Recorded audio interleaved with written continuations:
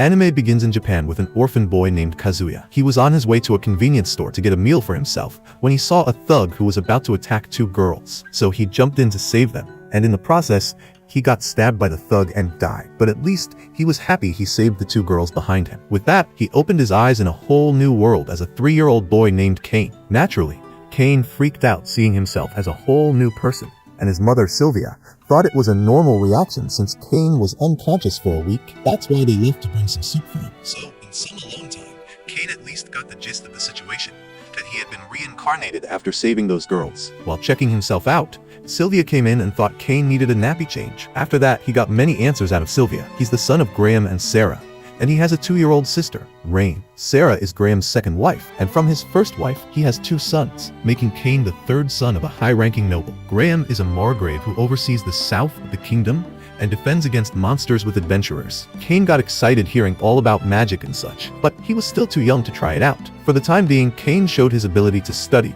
and asked for some books about magic. However, they still disapproved because a person must be baptized at the age of 5 to use magic, though Kane had already learned a basic spell. After that, he began to learn more about the kingdom's history and how it was founded by the first king named Yuya, a Japanese name, and how all sorts of fantasy beings exist in this world. 2 years flew by in a flash, and now Kane was on his way to the church to be baptized. After baptism, everyone gets a status window, and Rain showed Kane how it looks. There was a title Kane saw on Rain's status, which she quickly hid. Then they came to church for the blessings, and just as Kane took a knee, all the statues began to shine, and Kane woke up in front of all 7 gods. The god of reincarnation told him that it wasn't necessary to stop that thug.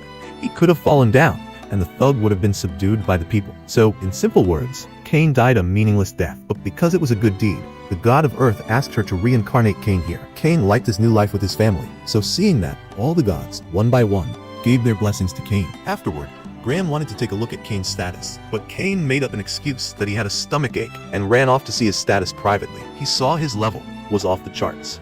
Normally, level 5 is the highest, but Kane was at level 10, not to mention the blessings of 7 gods and the title of God's Chosen. At least the god of creation gave him a camouflage skill with which he hid all his titles, but he forgot to hide his magic power, the item box, and the judgment skill, which is also overpowered. That's why Graham asked his butler and Sylvia to never speak of this to anyone else. That sums it up for today's ruckus, and Kane saw a summoning book in his room and decided to give it a try. He successfully summoned a monster in his backyard, but Rain and Parma got caught up in it. Kane jumped in and saved them from the monster, but he took some damage, nothing too serious. He asked Rain to hide this from their parents. Time flew by, and Kane turned 5 years old and decided to become an adventurer. Graham made arrangements to call some tutors for Kane's training. In his excitement to meet them, Kane jumped out of the window and fell on his teacher. She thought Kane needed nursing, but that was a misunderstanding. Millie and Na were both D-rank adventurers who took Kane to the training grounds. They were shocked by Kane's swordsmanship skill. Millie challenged Kane herself and quickly got tired. Then he showed his magic power, which shocked them even more. Na and Millie were confused because the kid had blessings from both the god of magic and the god of swordsmanship, plus the item box. They didn't know what to teach him, so they asked Graham for permission to leave the mansion. Otherwise, Kane might accidentally destroy it. After getting to a safe distance, Kane unleashed his mini fire spell, which wasn't mini at all, leaving the girls speechless. Millie and Na thought Kane should be tired after casting such a big spell, but Kane still had enough MP to cast more. Suddenly, a fanged rabbit attacked them, and Kane killed it with wind bullets. It was his first kill, so he excitedly showed it to his family. Nina used a search spell to locate more monsters, and Kane copied the spell just by seeing her cast it. They killed more monsters, but when Kane tried to follow one, Millie stopped him, warning that the forest is filled with strong monsters and that monster outbreaks happen every few decades. The next day, Kane went to the Adventurers Guild with Millie and Nina to get more info on the monsters. There, he saw a cute dog girl receptionist who found Kane adorable. Sadly, some goons came in and started molesting Na and Millie. Kane stepped in, beat the heck out of him, and threw all the trash out. Na was glad nothing happened to Kane. As time passed, Millie and Na's contract to train Kane was coming to an end. As a parting gift, Kane hunted down a dragon and an ogre to create a magic bag for them. But a soldier saw the destruction and thought a monster outbreak was happening, warning the whole town. All the troops followed Graham's lead to save the town. But when Graham arrived at the scene, he saw a handkerchief with his household emblem. On the last day of training, Kane gave Millie and Na the magic bag they had always wanted, which could fit an entire mansion, making it a national-level treasure. However, Kane had installed a security system that only the 3 of them could use, making it even more precious. Still, Millie and Na were happy to receive it. With that, they went their separate ways. Later that day, Graham scolded Cain for a good hour and a half after discovering Cain was responsible for the destruction in the monster forest. Cain continued adventuring and even hunted down a red dragon. Now that he had turned 10, Cain was on his way to the royal capital to make his debut in noble society. Through search magic, he sensed a large group of monsters attacking people. Graham sent his men ahead, but Cain arrived first and saw at least 50 monsters killing knights. Cain saved them all, but the knights were wary of him. Cain introduced himself as the son of Graham, and Graham's knights arrived to confirm his identity. Cain healed the surviving knights and stored the bodies of the fallen. When Graham arrived, he saw the carriage had the emblem of Duke Santana. Inside was the Duke's daughter, Miss Silk, and the King's daughter, Princess Tellys, both beauties. They were still scared, so Cain used a relaxing spell to calm them. Impressed by Cain, both girls started fawning over him and fighting for his attention. Confidently, both girls were also on their way to their debut and dragged Cain to ride with them. Both sat close to Cain and didn't let him sit elsewhere. They asked him to call them by their first names, and they wouldn't take no for an answer, so Cain had to agree. They stopped at an inn to spend the night, but Silk and Tellys didn't want to be separated from Cain. Graham tried to explain it was inappropriate for a boy to stay with two girls, but the girls insisted they were still scared after witnessing the earlier attack. Cain had to give in and stay with them in their room. Silk and Tellys joined their bed with Cain's to sleep side by side.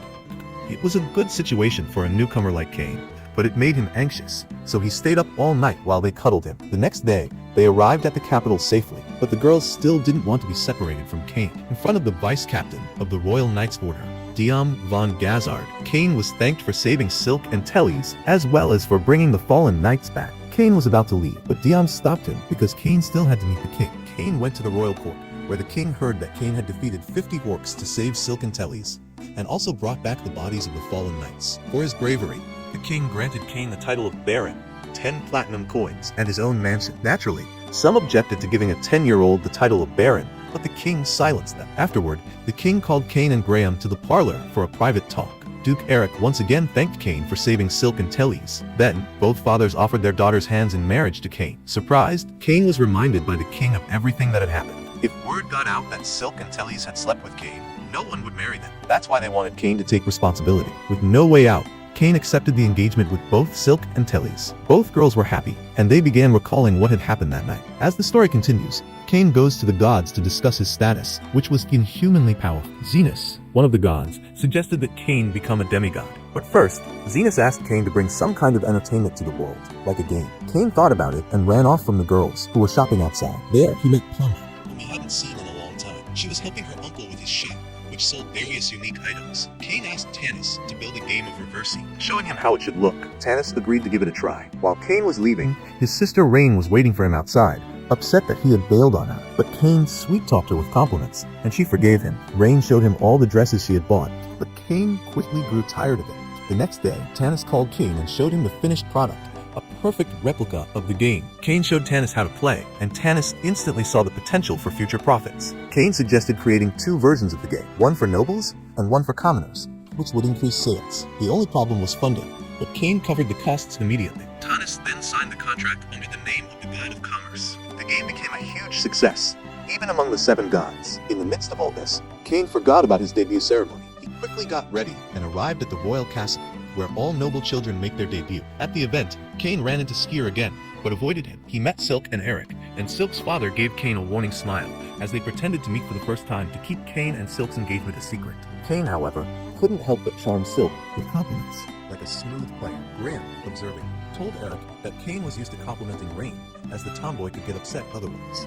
Soon after, the king, his wife, and their daughter made their grand entrance. One by one, the nobles gathered to greet them. When Cain's turn came, he charmed the king's family just as he had with Silk. Even the king was surprised by how good Cain was with the ladies, who ordered Cain to meet him after the party to discuss the future. Afterward, Sarah and Graham mingled with other nobles, while Silk stayed with Cain. Tellys was still busy, so Cain and Silk hit it off like a natural couple. Cain asked Silk to call him by his name without any titles. Just then, Koran's son approached, expecting Silk to fawn over him. However, Koran's son and his friends tried to look down on Cain. They thought Cain's father was merely a baron, the lowest-ranking noble, and demanded Cain apologize for addressing the son of a count too casually. Cain tried to calm him down, but Koran's son challenged Cain to teach him a lesson. Confident in his magic skills, one of the boys cast a mini fireball, but it was laughably weak. The second boy attempted the same, but it too was unimpressive. Silk intervened, revealing that Cain was not just any Baron, but the son of Margrave Graham, and that he had saved her and Tellys from 50 orcs. This revelation shocked the boys, who quickly ran off,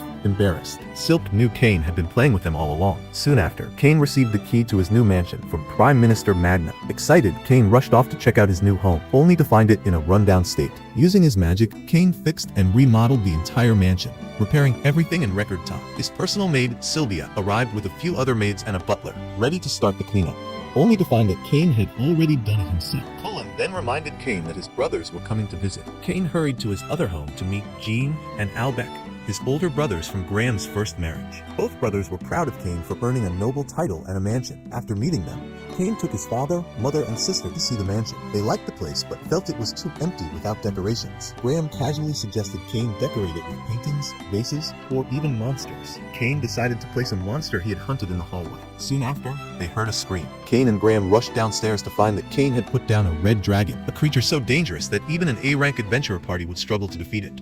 Then, they heard another scream. This time it was Sarah, shocked to discover a modern toilet system that worked automatically. Graham was confident that visitors to Cain's mansion would be very impressed. Cain didn't know that all nobles who own a house are expected to host a small gathering as a debut party. Since Cain had become a baron, he needed to arrange this gathering as well. However, he couldn't invite the king because only counts or higher-ranked nobles could extend an invitation to the king. The king, however, called Cain because he hadn't received an invitation. Cain quickly made up an excuse, saying he wanted to give the invitation in person. This saved him from a potential disaster, and he handed the invitation to the king. The night of the party began, and everyone loved the food and drinks Cain had prepared. The queen especially loved the toilet system Cain had installed. The king, curious about the toilet's functionality, tried it himself, and afterward told Cain to upgrade the royal castle's toilets in the same way. Everything was going smoothly, and the guests were pleased with the party and its arrangements. However, Cornel arrived, looking to stir up trouble.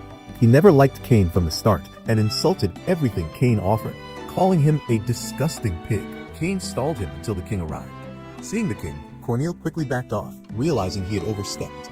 The king, aware of Cain's tactics, scolded him for using him as leverage. After that, on a random day, Cain went to the royal castle to give some monster materials to Diane. Seeing the dragon and orc parts, Diane was shocked, so he took Cain to introduce him to his captain, who was running late. While waiting, all the knights there challenged Cain to a fight. However, their captain thought all the adults were bullying a kid and came down to save Cain. But DM told her that Cain was the one who saved Silk and Tellys from 50 orcs, which awakened her battle junkie instincts.